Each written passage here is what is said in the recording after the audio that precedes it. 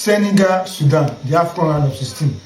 This match is going to be very, very. Just Sudan are going to sit back, try to beat Senegal on the counter. And we know Senegal are very organized. They are an organized side, so they are trying to open up the Sudanese side. But this Sudanese side also, they are organized because they know that Senegal are better than them. So they want to sit back and hit Senegal on the counter. This is knockout stage.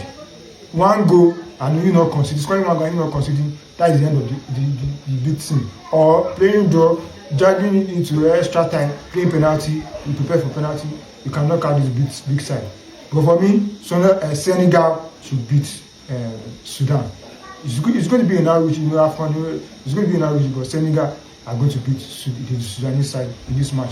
While for Mali, Tunisia, this match 50-50. Mali don't know how to they don't know how to score opponent. Tunisia also they can concede, Mali also can concede. So it's going to be 50-50. This match can end in a penalty shootout. For me, this match can end in penalty. Any side, either Mali or Tunisia, can qualify from this match. Mali or Tunisia to qualify, while Senegal to qualify for the quarterfinals.